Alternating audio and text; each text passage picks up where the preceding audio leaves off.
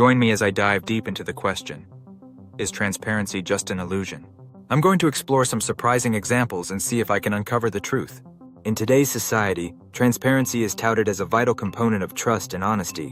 Whether in personal relationships or professional settings, being transparent is seen as a key to building strong bonds and fostering collaboration. But what exactly does transparency mean, and how can we truly achieve it? There are many challenges surrounding transparency, and one of the biggest hurdles is the issue of privacy. How much information is too much information? Where do we draw the line between being open and honest and revealing too much?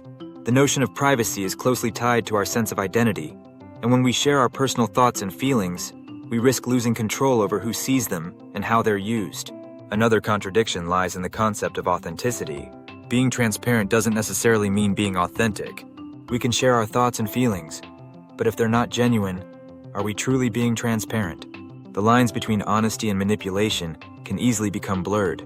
Moreover, transparency implies a certain level of vulnerability, which can be daunting, especially when we're unsure of how others will react. Add to this the fact that transparency can be used as a tool for manipulation.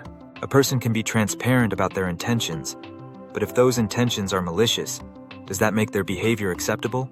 Furthermore, in the age of social media, transparency can be curated and edited, making it difficult to discern what's real and what's staged. On the other hand, we have instances where transparency has led to significant positive change. In business, for instance, companies that are transparent about their practices and policies tend to build stronger relationships with their customers. In personal relationships, transparency can foster a sense of trust and understanding. However, even in these instances, transparency can be limited. Companies may be transparent about certain aspects of their business, but not others. And in personal relationships, there may be things that are left unsaid, not because we're intentionally hiding them, but because they're too difficult to express. One key insight I've come to realize is that true transparency might be impossible to achieve. It's not because we're trying to hide things, but because our own biases and limitations get in the way. We can try to be as open and honest as possible, but there will always be aspects of ourselves that remain hidden, even from our own consciousness. Take, for example, the concept of unconscious bias. We can be transparent about our intentions, but if we're unaware of our own biases, can we truly be said to be transparent? This is why I believe that true transparency might be an unattainable ideal, a lofty goal that we can strive for, but never quite reach. Furthermore, even if we were able to achieve complete transparency, would we want to? Would we want to bare our souls completely, revealing every thought and feeling to the world? The answer, I think, is a resounding no.